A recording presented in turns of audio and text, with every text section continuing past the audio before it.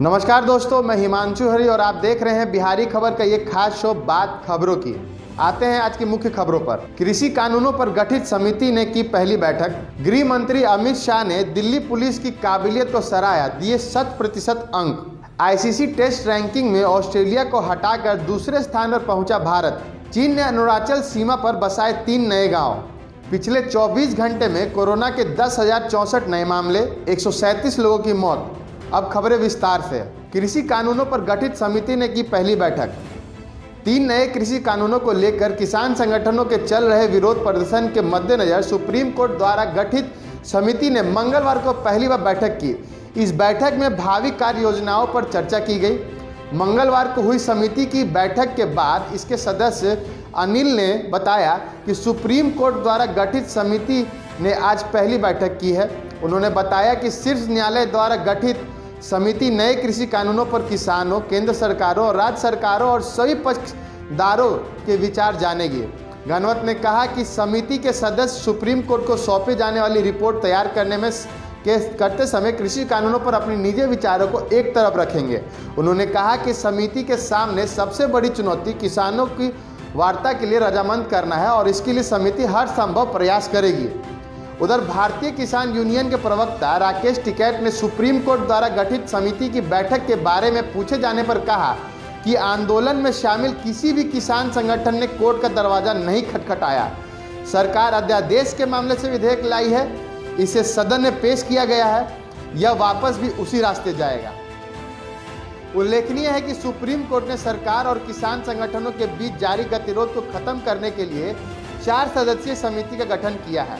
इस समिति में भारतीय किसान यूनियन के अध्यक्ष भूपेंद्र सिंह मान, अनिल गहलोत के अलावा कृषि अर्थशास्त्री अशोक गुलाटी और प्रमोद कुमार जोशी को सदस्य नियुक्त किया गया है, किंतु भूपेंद्र सिंह मान ने बाद में इस समिति से खुद को अलग कर लिया है। गृह मंत्री अमित शाह ने दिल्ली पुलिस की काबिलियत को सराहा, दिए 100% अंक। केंद्रीय गृह मंत्री अमित शाह ने आज यहां दिल्ली पुलिस के उन्मुक्त कंठ से सराहना करते हुए कहा कि वर्ष 2020 में जितनी भी चुनौतियां आई, दिल्ली पुलिस ने बेहतरीन ढंग से उनका सामना किया। कोरोना समेत हर परीक्षा में दिल्ली पुलिस के अधिकारी और जवान 100% अंकों से उत्तीर्ण हुए। इस दौरान उन्होंने खोए हुए बच्चों को उनके परिवार के साथ मिलवाने वाले पुलिस कर्मियों को पदोन्नति देते हुए दिल्ली पुलिस को बधाई दी और कहा कि अच्छा काम करने वाले लोगों को आज प्रमोशन हुआ है, इससे अच्छा काम करने वालों को प्रेरणा काफ़ी मिलेगी।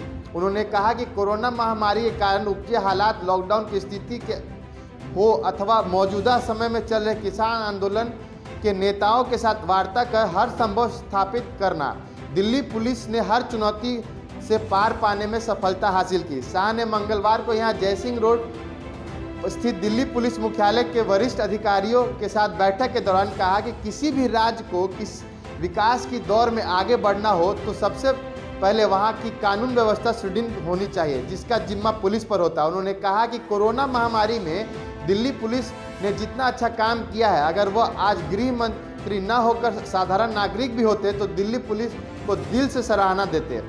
गृह मंत्री ने कहा कि नेशनल फॉरेंसिक साइंस यूनिवर्सिटी की स्थापना सबसे पहले गुजरात में हुई थी।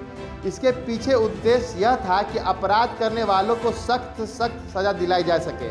गृह मंत्री ने कहा कि अपराधी पकड़े जाने से कभी अपराध कम नहीं होगा। अपराधी को जब तक सजा नहीं होगी तब तक अपराध कम नहीं होगा। उन्होंने कहा कि मानव बल के अभाव में कोर्ट के समक्ष अगर साइंटिफिक साक्ष्य ठीक से रखे जाएं तो अपराधी को जल्द सजा मिलेगी।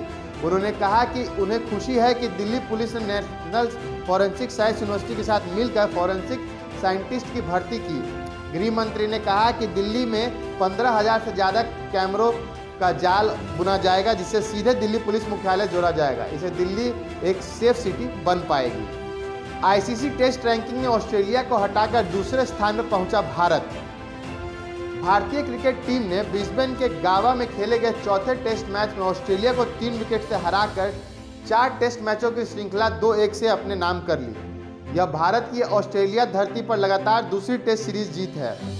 इस जीत के साथ ही भारतीय टीम आईसीसी टेस्ट रैंकिंग में दूसरे स्थान पर पहुंच गई है। भारतीय टीम टेस्ट रैंकिंग में अब 117.65 रेटिंग अंक के साथ दूसरे स्थान पर है। भारतीय टीम अब रैंकिंग में न्यूजीलैंड से पीछे है। टेस्ट रैंकिंग में शीर्ष पर काबिज न्यूजीलैंड के 118.44 रेटिंग अंक है, वहीं ऑस्ट्रेलियाई टीम 113 रेटिंग अंक के साथ तीसरे नंबर पर है। इंग्लैंड और दक्षिण अफ्रीका क्रमशः 106 और 96 रेटिंग अंकों के साथ चौथे और पांचवें स्थान पर काबिज है। चीन ने अरुणाचल सीमा पर बसाए 3 नए गांव। चीन ने अरुणाचल सीमा पर अपने क्षेत्र में 3 नए गांव बसाए हैं। सैटेलाइट तस्वीरों से खुलासा हुआ है यह तीनों गांव त्यासी नदी के तट पर ऊपरी जिले में स्थित है। यह एक ऐसे क्षेत्र में है जो भारत और चीन के बीच लंबे समय से विवादित है। यहाँ सहस्त्र संघर्ष भी हुए हैं। इसके अलावा सीमा से 5 किलोमीटर दूर तवांग के सैन्य बुनियाद ढांचा भी खड़ा किया गया है। सैटेलाइट तस्वीरों के अनुसार यह स्थान बुमलादरेग से लगभग 5 किलोमीटर की दूरी पर भारत, चीन और भूटान के ट्रांजैक्शन के नज़दीक है।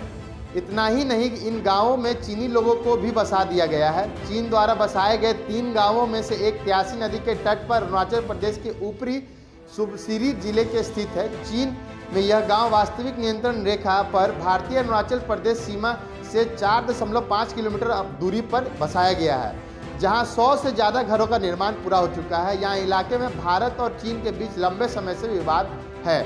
पिछले 24 घंटे में कोरोना के 10,064 नए मामले, 137 लोगों की मौत।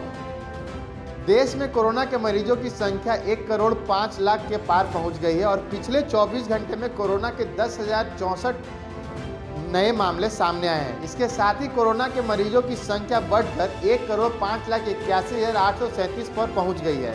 इस दौरान 137 लोगों की मौत भी हो गई। इसके साथ ही उस बीमारी से मरने वालों की संख्या 1,52,556 तक पहुंच गई है। मंगलवार सुबह केंद्रीय स्वास्थ्य मंत्रालय द्वारा जारी आंकड़ों के मुताबिक देश में 2,05,28 एक्टिव मरीज हैं। वहीं राहत भरी खबर है कि अब तक कोरोना से 1,02,00,000 से ऊपर मरीज ठीक हो चुके हैं, जबकि देश का रिकवरी रेट बढ़कर 96.66% हो गया है।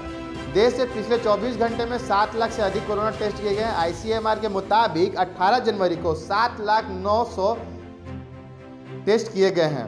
अब तक कोरोना के कुल टेस्ट 18 करोड़ से ऊपर किए जा चुके हैं। बाकी दिन भर की और खबरों के लिए आप बिहारी खबर का फेसबुक पेज लाइक करें और यूट्यूब चैनल को सब्सक्राइब करें।